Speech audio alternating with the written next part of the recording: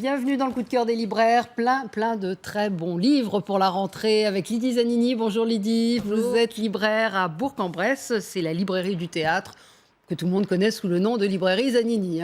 Et Gérard Collard, que personne ne connaît, non, c'est La Griffe Noire, on connaît très bien La Griffe Noire, qui est à Saint-Maur, voilà. Donc rentrée littéraire comme chaque année, un peu plus de 500 romans.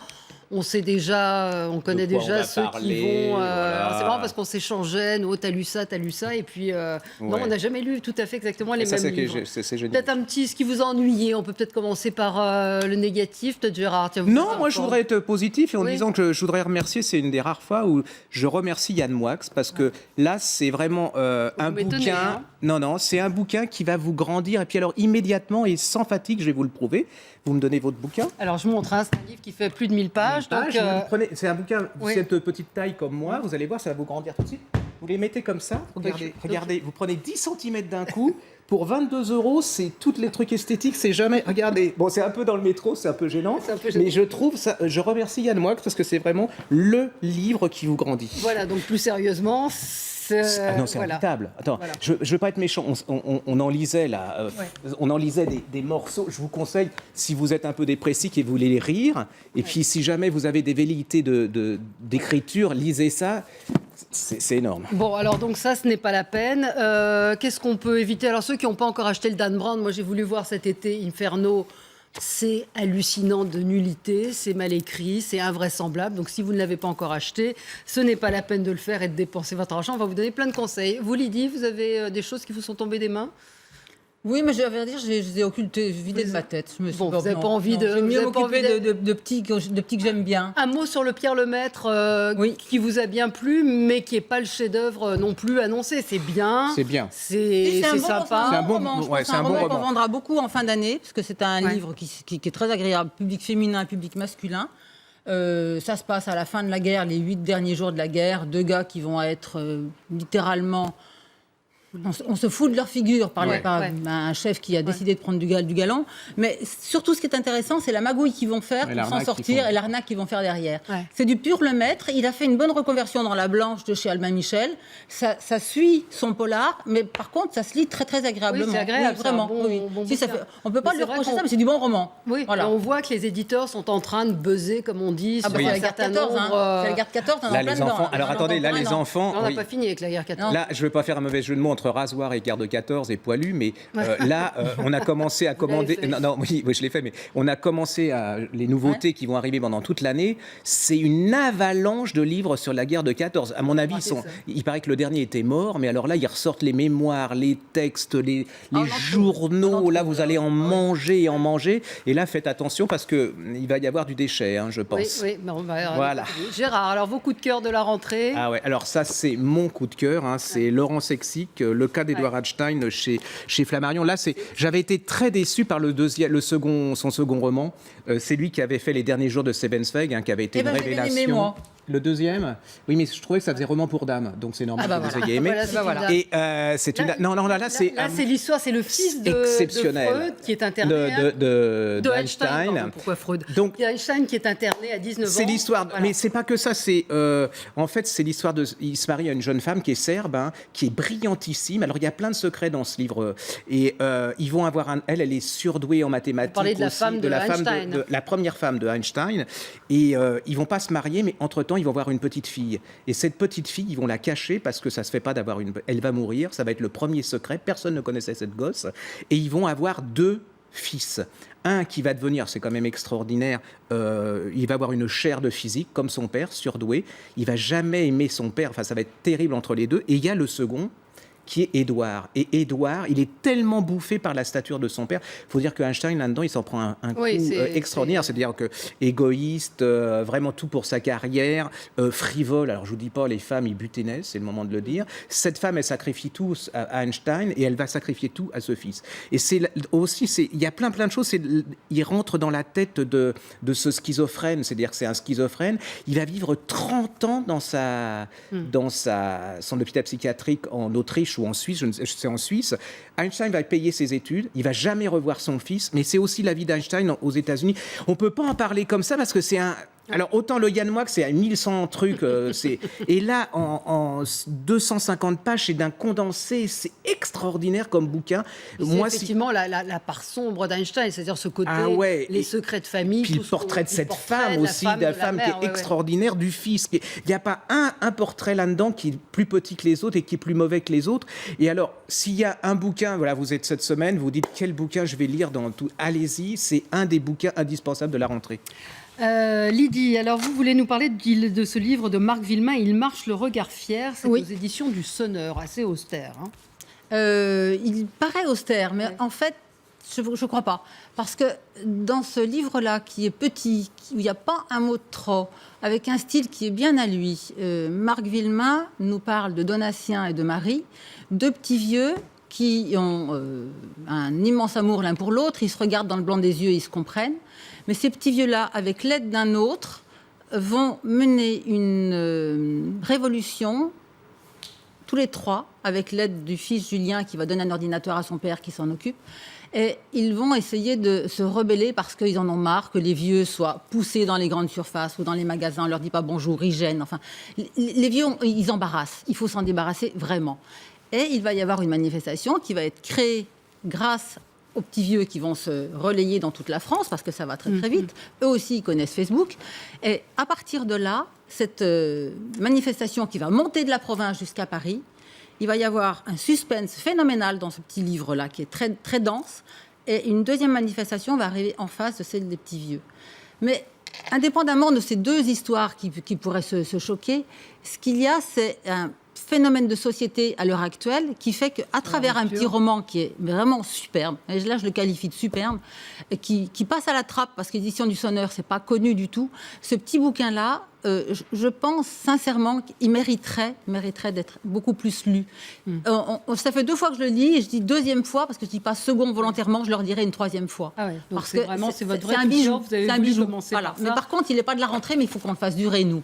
Voilà. Autre coup de cœur pour vous, Gérard, c'est Django, les vies de Django. Eh ben oui, moi j'adore ce genre de bouquins parce que ce sont des Folle de bouquins... Django d'Alexis Salatko. Je ne sais pas ce que j'en ai fait. Écoutez, les enfants, vous l'avez en nous boutique, l'avons à c'est le moment de l'image, le dire. absolument.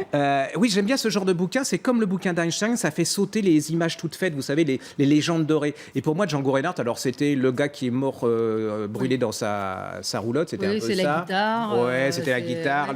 Et en fin de compte, et puis il était un peu sympathique et tout. Et là, alors, on découvre Django depuis le début. C'est-à-dire, c'est une jeune femme qui est mariée à un héros de guerre. De l'aviation en 1914, il meurt et elle va dans vous savez, les espèces de cabarets malfamés de rue de la Happe et tout ça, et elle voit ce petit gamin qui a 17 ans et qui joue du Django Reinhardt. Voilà. Et elle est époustouflée et elle va le poursuivre, elle veut le faire connaître à tout le monde, à tout Paris. Et là, vous allez découvrir ce gosse qui est un manouche. Donc, en fait, c'est un chef de gang, pas très sympathique, qui doit se battre, ramener de l'argent à ses parents. C'est pas le Django... Alors, magnifiquement beau. Enfin, le gosse, vous le voyez, les femmes, elles tombent raides mortes dessus. Et vous allez voir ce Django Reinhardt évoluer, devenir un des plus grands guitaristes. Et vous allez voir, il y a des choses pas très sympathiques. Il y a, par exemple, pendant la guerre de 39, sous l'occupation, c'est là où il va créer parmi ses plus beaux passages de jazz. Et il va les jouer devant les SS. Et quand on va lui dire, vous savez, c'est des Allemands, ils vont dire, oui, mais enfin, vous exagérez, ils ne sont pas si méchants que ça. Vous allez découvrir un type, pas sympathique, mais surdoué, brillantissime, toute une époque. Et puis ces 3 femmes folles de Django sont 3 femmes qui ont été ces 3 anges gardiens d'une certaine manière, folles de jazz et qui l'ont soutenu. Et c'est toute la naissance du hot jazz de France, c'est toute cette grande période, c'est la France des années 40, c'est la France des années 30. C'est vraiment un bouquin. Alors je ne sais pas si les gens vont en parler. Moi je trouve que c'est les portraits de femmes, c'est-à-dire sa réussite grâce à ces femmes aussi. C'est quand même que ça. La femme. Voilà, chercher la femme. Elles lui ont ouvert les portes de Saint-Germain. L'une lui a ouvert les portes de Saint-Germain-des-Prés. Et puis là, il a été aidé aussi par des chanteurs qu'on connaît moins maintenant, mais qui ont été portés à Saint-Germain-des-Prés. Mais il ne faut pas oublier aussi, c'était qu'il est magnifiquement beau. C'est-à-dire que ce n'est pas un hasard non plus si ces femmes étaient là pour l'aider. Donc c'est un bouquin, allez-y, parce que c'est vraiment une époque. Et puis, bon, voilà, ça fait péter l'image toute faite qu'on avait de lui. C'est chez Robert Laffont. Alors, un livre assez incroyable, avec une couverture pétante, là pour le coup, c'est l'inverse du précédent. Ouais. L'extraordinaire voyage du fakir de Romain Puertolas,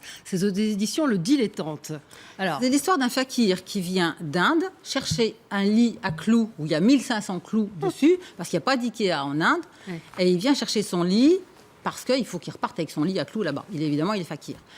Et à partir de là, il arrive à Roissy, il tombe dans le taxi, il demande Ikea. Ikea, il arrive chez Monsieur Ikea, et je suis désolée pour la pub, Oui. mais enfin bon, c'est pas grave. oui, enfin, Et- là, le livre lui-même est une pub. hein. Exactement, déjà. Et à partir de là, il va payer avec un faux billet, parce que le billet n'est imprimé que sur une face.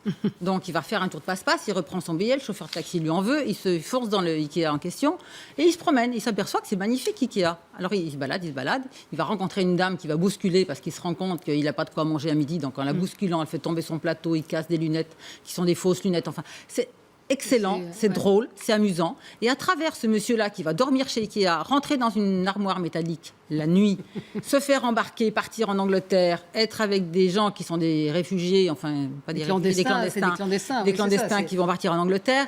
Il a fait que truander son monde, et là, il va se rendre compte que même les clandestins qui n'ont rien sont généreux. Et il décide de changer de vie. Et à travers son périple, qu'on va aller d'Angleterre, en Espagne, on va se balader un peu partout, en Italie, il a décidé de devenir bon.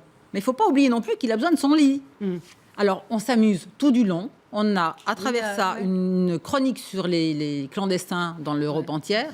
C'est une très, très bonne chronique. Mais par contre, Puertolas, je scanne pas son nom, Puertolas est drôle. Je dirais, tous les paragraphes, on sourit ou on rit. C'est ça qui fait du Et bien. alors, c'est une histoire fantastique parce qu'il a été acheté énorme dans succès, 30 ouais. pays. Oui, il y a 30 pays déjà qui l'ont acheté, C'est bien un sûr. conte de bien fées sûr. pour lui, Ah pour oui, le coup. vraiment. Le fakir lui apporte. Mais le bouquin est drôle, ça fait du bien dans notre Ça, entrée. ça- hein. ça fait très bien. penser au phénomène qu'il y avait eu pour l'homme qui voulait pas fêter son anniversaire. exactement. C'est exactement le même genre de bouquin. Ouais. Si vous voulez vous changer les idées, vous Ah dire, oui, mais très qui, sympa. qui n'est pas nul non plus. Ah C'est-à-dire non, c'est non, non, drôle, il y a du un autre contenu. message derrière, il y a du absolument. contenu, il y a du Ça, c'est un contenu, excellent ouais. bouquin. Les mères Ah oui, les mères. Oh, j'ai adoré ça. Si vous êtes une femme, hein, Ah oui, on a adoré tous les deux. Hein. Ah oui, Ouais. c'est genre meurtre à la tronçonneuse chez les femmes enceintes. Ça, j'adore ça. Bon, alors T'as si pas vous un êtes problème, Gérard non, non, si vous êtes Allongez-vous. si vous êtes enceinte, bon, évitez parce que quand même il y a des scènes. Il y a, Un peu gore. Ouais, mais il n'y a pas que ça. Alors il y a le polar pur. Hein. Alors le polar pur, c'est voilà, il y a une espèce de serial killer qui va chez les femmes enceintes, il les ouvre. Les scènes, elles sont assez sympathiques, vous voyez. Et puis il y a un autre, il y a un jeune couple bobo hein, avec de l'argent. Et puis il y a une jeune femme qui devient la nounou de la. Et on se demande ce qui se passe avec cette jeune femme parce que.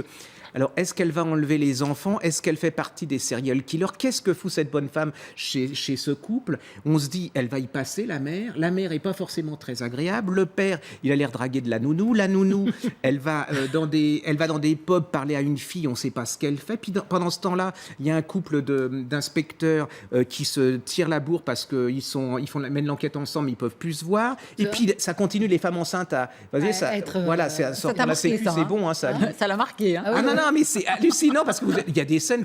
Et puis il y a aussi, c'est pas que ça, parce qu'il y a aussi je trouve que alors c'est immonde de dire ça, mais c'est un très beau livre sur le besoin de maternité, sur l'instinct maternel, sur les femmes qui ont vraiment ce besoin. ouais.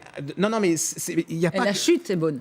La chute, la chute est est bonne. extraordinaire. Réussi, c'est Mais alors, formidable. par pitié, bon, alors si c'est quelqu'un que vous aimez pas et qui est enceinte, vous pouvez lui filer. Ça, Oh c'est. non, c'est ouais. pas Ah charmant. non, Non, c'est pas charitable. non. Donc, j'ai rien dit. Attendez 6 mois que le bébé soit né. Voilà. Donc, Mais allez-y, les c'est un deux, vous le excellent garantissez. Non, non, c'est bon. Non, non, c'est très bon. C'est un polar. excellent polar. Mais Très voilà, bon. merci à tous les deux. Voilà, c'est déjà la fin. Et oui, vous retrouverez la liste sur le site internet MyTF1 News. Et on se retrouve la semaine prochaine.